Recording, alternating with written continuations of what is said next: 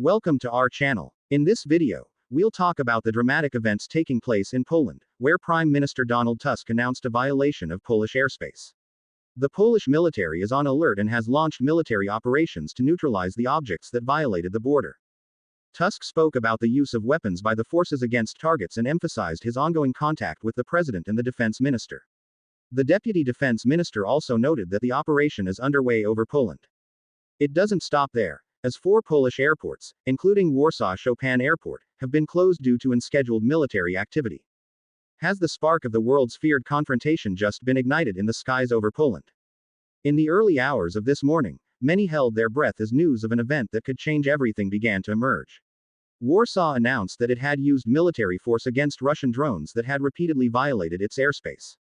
This announcement did not come out of nowhere. It coincided with an unprecedented military alert, the scramble of Polish and Allied fighter jets, and the placing of air defense systems on the highest alert level. The scene resembles a scene from a scenario we hoped never to see. As Russia launched a massive attack on western Ukraine, several drones strayed into Polish airspace, prompting a decisive response. The Polish military announced that it had used its weapons to neutralize the threat, a move that was the first of its kind since the beginning of the war. The question now is not just what happened, but, more importantly, what happens next? Are we on the verge of a serious debate about Article 5 of the NATO Charter, which considers an attack on one member an attack on all? Or will the events be contained diplomatically? Let's analyze the details of this grave incident to understand its military and political dimensions, and the scenarios that could determine the fate of security in Europe. In the early hours of Wednesday, September 10th, as Ukrainian air defenses faced a fierce Russian attack, an initial warning was issued by the Ukrainian Air Force, but not to Kyiv, but to Warsaw. Drones in Poland, heading west toward the city of Zamość. It wasn't a false alarm. The Polish Armed Forces Operational Command quickly confirmed repeated violations of airspace by drones, coinciding with the Russian attack on Ukraine. It wasn't just a single aircraft that had strayed, but rather multiple hostile objects, as the official statements described it, violating the sovereignty of a NATO member state. The response was immediate. 4 airports were temporarily closed, including Warsaw's Chopin International Airport and Rzeszów-Jasionka Airport, a vital aid route to Ukraine. This extraordinary measure reflects the scale of the threat. In the skies over eastern Poland, Polish fighter jets, supported by NATO allies, scrambled to secure the airspace. On the ground, air defense batteries were placed on high combat alert.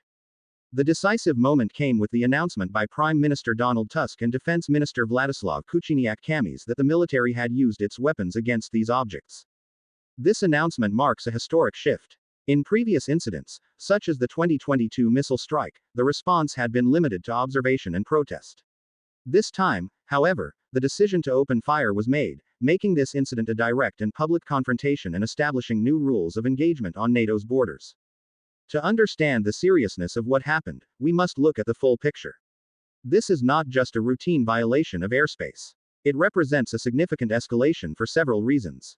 First, it is the first declared use of weapons by a NATO member state against Russian military targets within its airspace since the war began. Previously, the alliance had adopted a policy of restraint to avoid direct conflict. Even when Russian missiles violated Polish airspace in the past, Warsaw merely scrambled its fighter jets. Today's decision to use weapons is a clear message that the rules of the game have changed. Second, the nature of the intrusion was repeated and unprecedented. It wasn't just a single aircraft that entered by mistake. Rather, the statement spoke of repeated violations and multiple objects. Many analysts believe this was not simply a technical glitch, but rather a deliberate Russian test of NATO's response and preparedness. Putin, as U.S. Senator Dick Durbin put it, appears to be testing our resolve to protect Poland and the Baltic states. Third, the geopolitical context exacerbates the situation.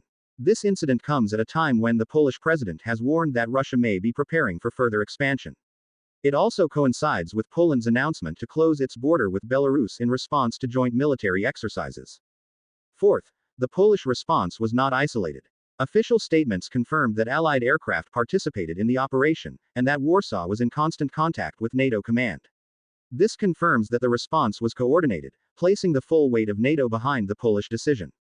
These factors combined make the drone downing incident a potential turning point. Carefully drawn red lines have been crossed, and the world is waiting to see whether this transgression will lead to a retreat or something worse. To understand the potential ramifications, we need to look at the available military and political options, specifically Articles 4 and 5 of the NATO Charter. Militarily, experts are raising questions about the nature of these drones, with many inclined to believe they are the Iranian-made Shahed model, which Russia relies on. But the most important question remains, was the deviation deliberate? Experts tend to believe it was a calculated testing exercise. Russia wanted to see, would the response be a mere visual interception? Or would it open fire? Moscow now has its answer. The Polish response sets a new red line. Any future breach will be met with force. Article 5 is the cornerstone of NATO, stating that an armed attack against one member is an attack against all. Activating it would constitute a collective war. But would shooting down unmanned drones amount to an armed attack that would justify all-out war with a nuclear power? This is a question that puts the fate of millions at stake. There would likely be considerable reluctance within the alliance to jump directly to this option. This is where Article 4 comes in, a diplomatic tool more appropriate for this stage. This article allows any member state to request consultations when it feels its security is threatened. This is precisely what happened to Poland, and Warsaw is expected to call for these consultations to coordinate a unified response. So, what are the possible scenarios? First, the most likely calculated containment scenario. NATO will condemn Russian action, strengthen its air presence on its eastern flank, and possibly increase air defense supplies to Ukraine. This scenario demonstrates resolve without being drawn into war. Second, the limited escalation scenario. If the breaches are repeated, NATO may decide to impose stricter rules of engagement on the border, which would increase the risk of confrontation, but would still fall short of all-out war. Third, the all-out war scenario, which is currently the least likely. This would require Russia to cross a larger red line, such as a deliberate missile attack on targets in Poland. Only then would Article 5 be invoked. What happened is a stark reminder that this war is not being waged far away, but on Europe's doorstep. This incident has put NATO before its most serious credibility test in decades. The morning of September 10 was not just a passing incident. It was a revealing moment, as hypotheses became reality in NATO skies. Poland's downing of Russian drones was not merely defensive, it was a resounding message to Moscow: you have crossed the line. This incident has placed NATO and Russia in their most dangerous confrontation in years. While the specter of Article 5 remains relatively distant, the distance between us and it has narrowed alarmingly. The coming days will be decisive.